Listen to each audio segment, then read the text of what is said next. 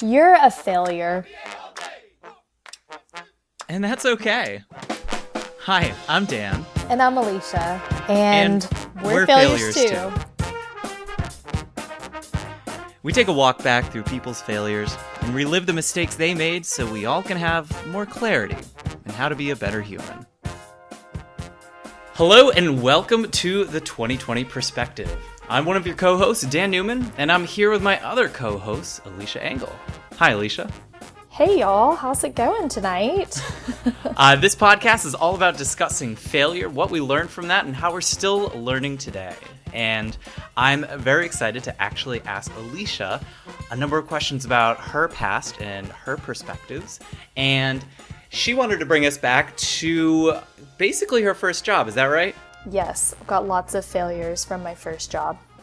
All right. So let's dive right in. When did you start failing, and what did you start failing at?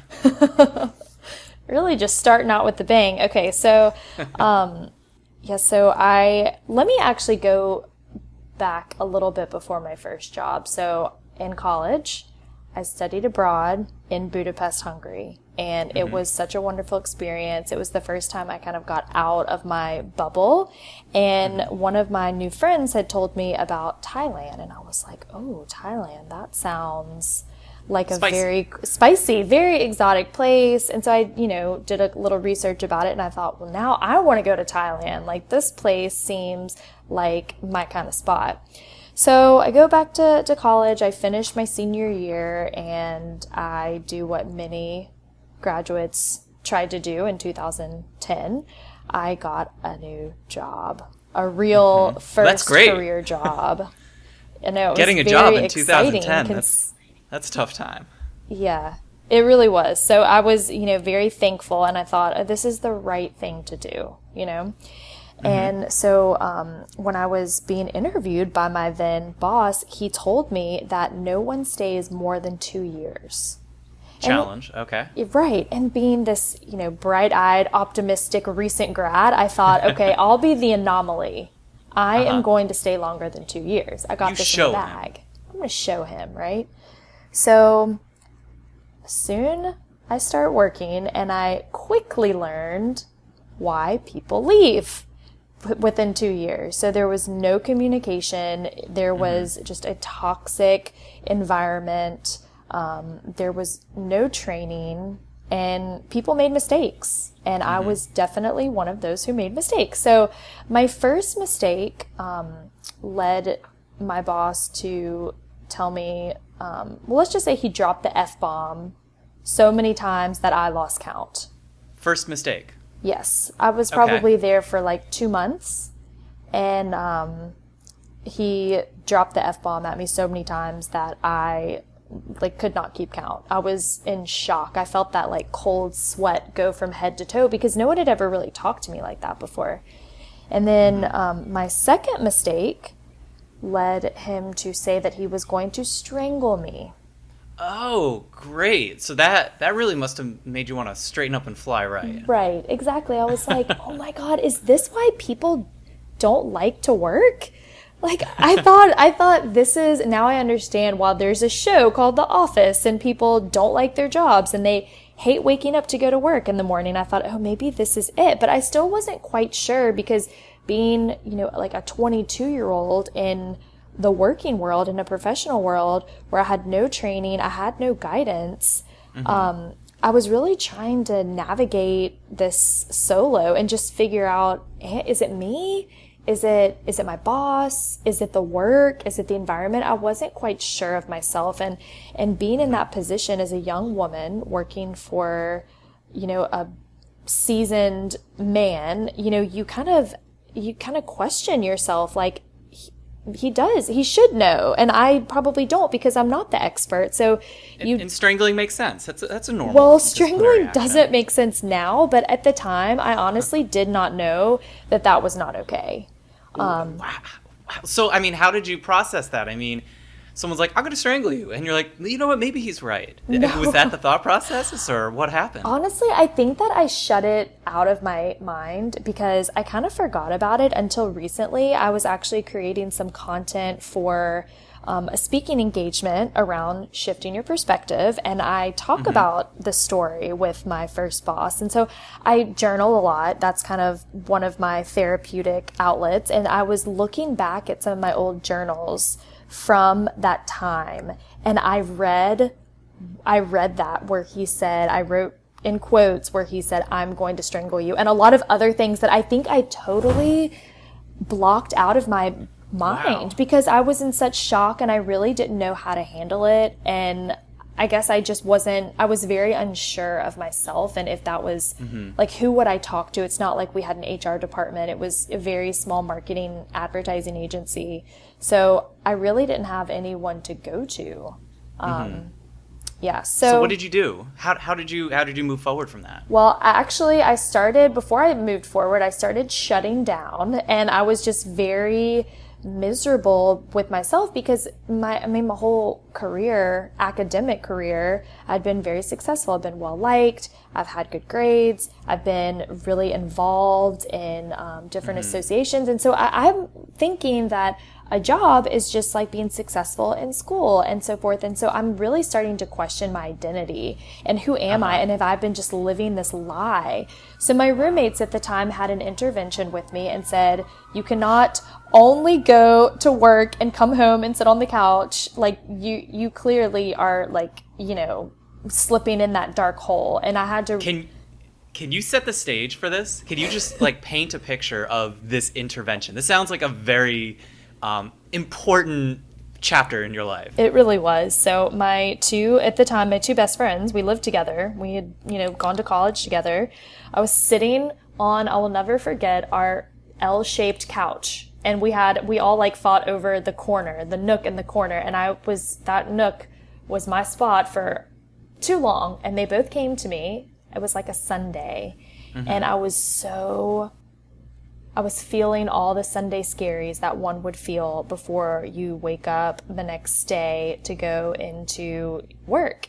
But mine was just escalated because I was going into that, not fun place, the hellhole, as I like to say. The corner of the couch. Well, that was my safe space before that. So they came to me and sat on the couch and said, "Alycia, we're really worried about you. And, we can see that like what's going on at work is affecting you. You cannot just go to work and come home. It's not okay. Like you have to live your life." And I guess when I realized that they had seen a shift in me is when I started saying, okay, how am I going to get myself out of this? Because I'm not a quitter. So I did not want to fail at this first job. It was like, I'm sometimes like stupidly optimistic and being an ENFP. And I was like, I'm going to see this through. Like, there is a reason that this is happening. So instead of trying to fight through the pain there and see the end of the tunnel, I kind of like created my own ending to the unfortunate situation. So what I did was I started researching all the Thailand travel stuff that I wanted to do anyway. That was like what I initially wanted to do before I got this job. And so I really quietly just like did all my research. And then when I felt like I'd made a decision, I came to my parents and I said, "Hey, Mom and Dad, I want to go to Thailand." They've known that I've been like really miserable in my job. And I've done all my research. You can ask me any question you want and I'll consider it. But if I can't answer your questions, if I can answer all your questions, then I'm going to buy this. You passed ticket. the test. Yeah. I'm going to go. But like, I really want you to, I didn't want anyone swaying my decision because I knew at work, if I had just quit and got another job, I would still be an entry-level employee and I would not be any further with understanding what is my purpose during my time on earth. What can I do to make the most impact with my skill set? So I wanted to stick it out for at least a year and figure out, what is it about this job that I don't enjoy? Is it me? Is it really my boss? Is it the work? Is it, am I in the wrong field? I had no idea what it was. So I tried to stick it out to do that. But meanwhile, I'm behind the scenes researching Thailand. And were you researching that as kind of like a dream to escape to, or did you start researching it as a plan of, in the event of disaster, break glass, go to Thailand? Yes, the latter. Like, this is something that I wanted to do, and I felt like it was a little risky. So it must, if it's scary, then it could be like a good thing, you know? And not that I was in my comfort zone whatsoever during that year plus working. I was very much like out of my skin.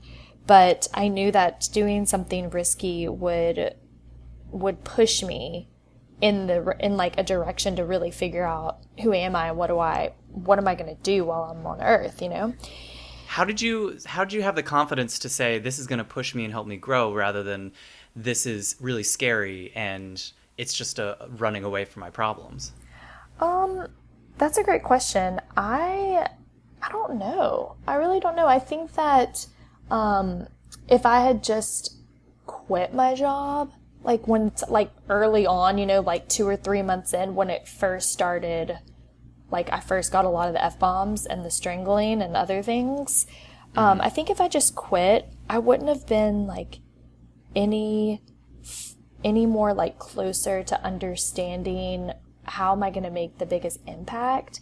And this thing with traveling, like I had gone to Budapest and I felt like, okay, I took that risk in college to go to Budapest, and I didn't know anyone, and I didn't, you know, my parents didn't really like, not that they didn't support me, but they didn't really like encourage me to go do that. And I was successful there and had the best time of my life.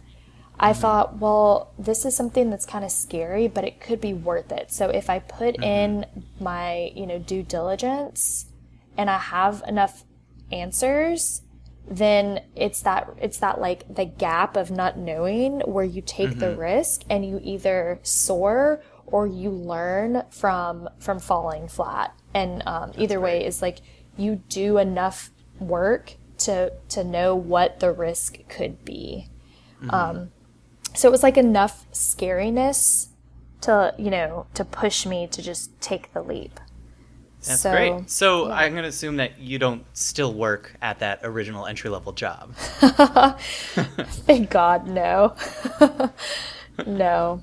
So what happens next? So when I was traveling, I did a lot of writing. I was writing for publications, and I had a travel blog, and obviously like wrote in my journal, and really made a conscious effort. I don't even think at the time I made a conscious effort. Writing just feels good to me. And so I would write down like my thoughts, my feelings, you know, just like questions in my head about, like, I knew I wasn't going to be traveling forever. I wasn't going to be a wanderer forever. So what is all of this meaning? Like every interaction that I had with people, I mean, I met hundreds of people. And when you're in foreign places and you don't know anyone and you don't know the sights or the smells or whatever, you really have to force yourself to use all 5 senses and get down to the core of who am I? Because you're using every single bit of yourself to just navigate through the day. So you learn a ton about yourself. And I did decide to teach while I was over there because I wanted to be acclimated with the community and not just like backpack around the whole time, but really learn about a culture. And I'm sitting here working with people who are from mostly Thailand, but we had a lot of foreign teachers too. And I was successful. I could be successful. I kept my job. Got along with my coworkers. My students learned. So they didn't strangle you? They didn't try to drop any F-bombs on you? No one cussed me out or threatened me with violence. So I felt like that was a win, right? That's a step up, yeah. Yes, which is so sad to think about now, especially with the Me Too movement, how incredibly like terrifying that was, and I had no clue. And you hear these stories about these women who are like, well, why don't you just speak up? Why don't you do anything? I actually know what it's like. You just don't have a clue. You don't know that you're in the wrong, especially being that young. I mean, I didn't have any clue. So anyway, I realized that I could be successful in the workplace, and I wanted to help other people not feel as miserable as I did in the workplace. When you feel like you have no control over your circumstances, or you have no outlet, and all the cards are against you, how can you still be successful and shift your own perspective to make your environment, work for you? And so that was my bright light bulb moment. And that's when I said, okay, this is what I'm doing with my life. I'm going to help other people never feel as low as I did. So that's when I came back, and I got another job, and I started going to school for my master's in industrial and organizational psychology at night. So I didn't have a life for like 2 years. I was working and going to school and living with my mom, but it was definitely worth it, because I feel like I am 100% in the right career. And even though that year was so miserable, and I failed at that job, and I guess you could say like the environment wasn't helping me succeed, but essentially that was my first really big failure. But without that failure, there's no way I would have been pushed to buy that one-way flight to Thailand, and pushed to really figure out where am I going to make the biggest impact. And so I'm very thankful for that year of misery, and I'm still learning lessons from it. Even today, I still think back and I'm like, you know what? That's why that happened. And I'm still learning like lessons about being resilient and how to have difficult conversations from that first failing job that I had. That's awesome. And it sounds like throughout that entire journey, journaling was kind of your way of self-discovering those things and guiding yourself. So do you still journal today? Are you still learning from that specific experience through your writings? Yes. So I don't journal quite as much today. I do have a blog, and I almost feel like my blog is like a way for me to journal. But essentially, I think whether you journal or whether you talk to yourself in the shower, I think the main thing that I've learned, the important lesson that I've learned from that, is to self-reflect.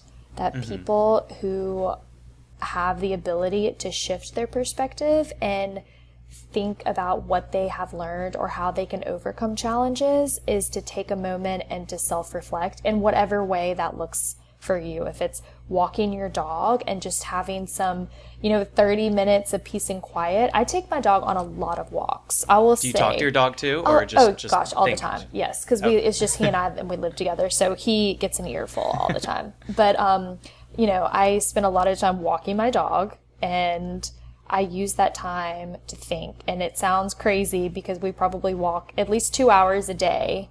And not consecutively, but like broken up. And I'm using that time to think through like what happened today, what am I going to see today, what's going to happen, like kind of run through my mental to-do list, and use that time to self-reflect. So I think in whatever it is, that's the important takeaway, to learn from some of your failures or to help prepare you for, what could be.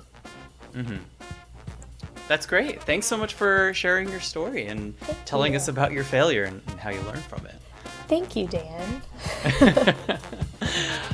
Thanks to No BS Brass Band for the Bang & Show music. Check them out at nobsbrass.com. And subscribe on your favorite podcast player, or follow us on Facebook to get the newest failures delivered right to your ears. And may your failures be spectacular.